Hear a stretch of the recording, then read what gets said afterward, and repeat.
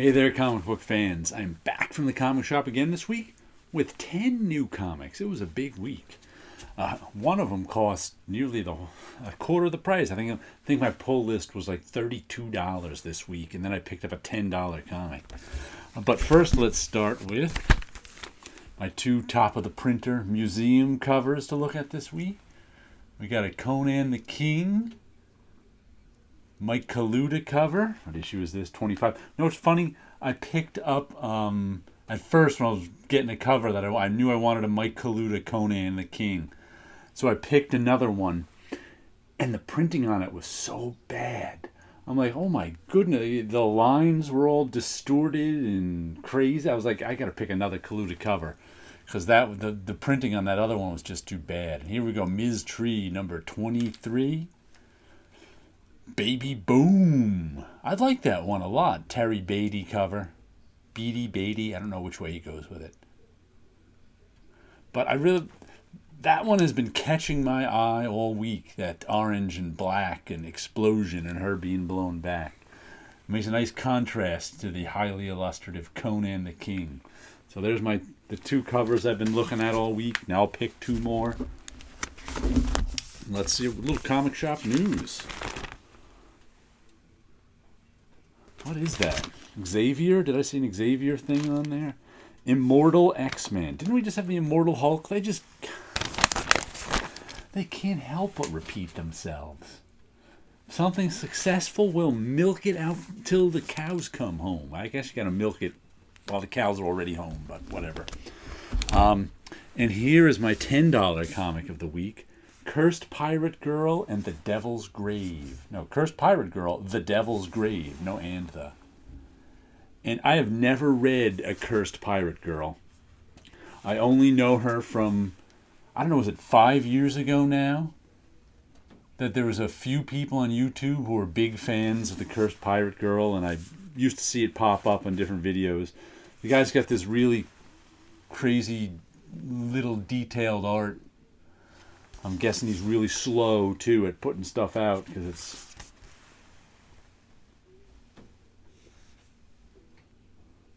We'll see how it is, you know. Pretty thick, too. Must be 48 pages. What is that? Is there a fold-out in the middle? Oh, look! Fold-outs. I didn't even realize this was... That is kind of cool. I can't even open all the fold-outs and hold it. That is definitely kind of cool. This guy really goes crazy with this little scribbly artwork. But $10 comic, who is it? Jerry A. Bastian? Hard to read that font. Yeah, Jerry A. Bastian. Bastian. Written, illustrated, and created by, Jeremy. Not Jerry. Jeremy A. Bastian. In our last chapter, didn't read the last chapter, so I'll have to pick up on it. Then what else do we have here? Aerosmith, number 1. Aerosmith Behind Enemy Lines. I bought these, still on my shelf over there. I bought the original Aerosmith comic by Kurt Busiek and Carlos Pacheco. I don't know, it must be 20 years old now. It's been a while since it's kind of... World War I in a world of magic kind of thing. So it's fun. I haven't read the first volume, I think, since it came. I think I may have read it once altogether after it all came out, but that was over a decade ago. I don't even know how long it's been since that. Then we've got Regarding the Matter of Oswald's Body, number 3. I enjoyed the first 2 issues. I think that's one of our characters is a singer, isn't he? But it's about the Kennedy conspiracy and how this crew was put together, crew of losers, I should call them too, who just realized that they were tasked with finding somebody who could passably be passed off as Oswald's body double. They didn't know why. So it takes place November 23rd, 1963. Then they all realized that they were as expendable as he was. So they're trying to figure out what to do now. But I've really liked the artwork and the storytelling. It's just good stuff. There's 3 of our crew of losers.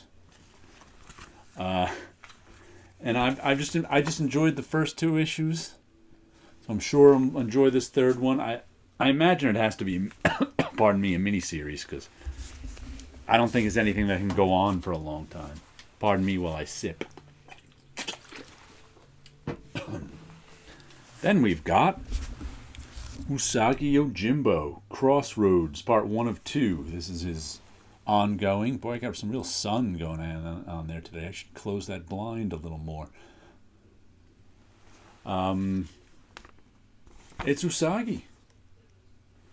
How can you not like Usagi? Let's see, where's this light coming from?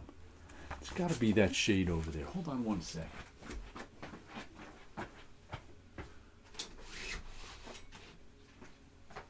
There we go. See if that works. Now we can see Usagi better. Direct sunlight coming in and hitting the comic. Usagi's always good. It was on my list of best comics of 2021. The same old, buy them all the time comics. They're always good. That was on it. We got Time Before Time, issue 9. Issue 9 already. I like that cover. Who did that? That was Declan Shalvey. Declan Shalvey, Roy McConville, writers, Joe Palmer, artist. I've really enjoyed these last few issues. It's been a fun time travel, I don't know, gangster story.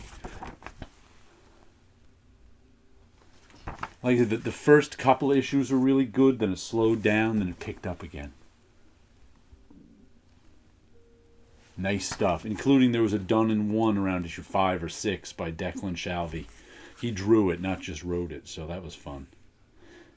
Antisocial distancing. Not sure what that means. And another one that's gotten better and better for me is the Silver Coin, issue 8.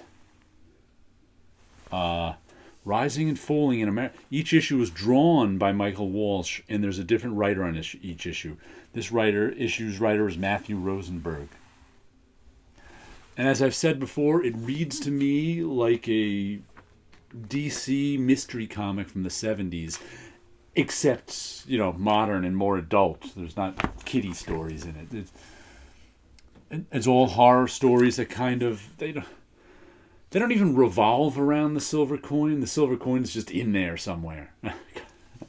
And the silver coin is this evil coin that when you get it, bad things happen to you. And the art's always nice. The storytelling's always good. So this one kind of started out a little slow for me. I enjoyed it, but it's picked up more and more with each issue. Let's see, what else do we have here? We have A Righteous Thirst for Vengeance, issue number 4. Rick Remender and Andre Lima Araujo. I think there's an extra U in there. A-R-A-U, Araujo. That's a tough one. Paolo's taught me how to pronounce it like 6 times, and I still can't remember each month. But you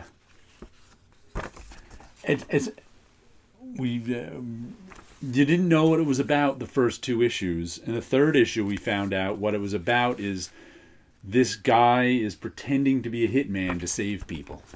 He doesn't seem particularly good at it so far, so I don't know what his motivation is for doing it. But so much of the storytelling is visual, and Araujo does a terrific job. It's just good stuff. I really have been enjoying this. Once again, I think it's a mini. I can't imagine it goes on for a long time. And speaking of minis, we got another mini. Lady Mechanica, The Monster of the Ministry of Hell. I never read Lady Mechanica before. I think I had a free comic book day issue. Oh, you get a Lady Mechanica pin-up in the center. And is it the cover? Oh, it's the cover bigger in the center fold. But I enjoyed the first issue. It was good stuff. Joe Benitez. this steampunk lady mechanica. I don't even remember what her story was, but there was stuff going on in the first issue, enough for me to put all 4 issues on my pull list. Oh, look, the back of the pinup has another pinup. Guess you really can pull it out and pin it up on your wall, but I'll stick around for all 4 issues of this. That'll be cool. And then we've got issue 11 of Homesick Pilots. That's a pretty neat cover. What is that? I don't even know. A skull, a monster, another skull. There's one skull down there and another skull up there. Lots of bright colors. A horseshoe upside down so the luck doesn't run out. Oh, this issue is the big fight between the ghost-powered Gundam and the ghost-powered walking haunted house. This one is just nice artwork. It looks like it's been building up to this weird big fight. And this book has had some strange twists and turns, and it's tough to. Besides, there's going to be ghost-powered giant monster fights in it now. All right, they started out as sort of a punk rock haunted house book, then it turned into this government conspiracy book. Now it's a giant monsters fighting each other book. Okay, I'm along for the ride. Why not? And then let's see, the last thing we've got from the artist of Batman and the Joker, Gilliam March. Bora and Other Stories, issue number 3. After reading Carmen from Gilliam March, I was like, I'm all over him. And this is some stuff from before Carmen is printed in Europe. You can tell it's I guess this one is about Irene. She's one of the other stories. And it's stories he did, I guess, at the beginning of his career. Slice of life stories. Interesting. I've been enjoying it. Enjoyed the first 2 issues. Sure, I'll enjoy this issue. So, give me more Gilliam March, and I'm there. All right, let me show you a little of my work.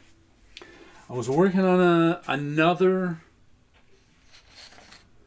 color ink drawing this week. Oh, as well as I have some of those little art cards I've been doing too. I should show you those. But don't forget the link to my Patreon below if you want to support my art and see some more stuff. But this is I actually reused. This is an image, well, done completely differently, that I think I used for one of my faux comic book covers. But I decided to work more on my colored ink technique. I might be doing some Gatsby illustrations in this technique. I'm not sure. I've been thinking about that. But I like the way this one came out. I actually like this one. I didn't like the way this one came out when I first did it a few weeks ago. Then I just saw it again anew. I'm like, okay, I like it better now. Because sometimes you do something and you have to put it away.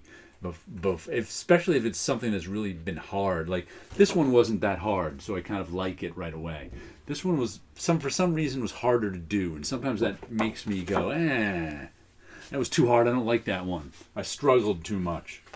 But this one had less struggle, and I enjoy it. So there you go. Got some comic books, you got some artwork, and you guys have a good week out there.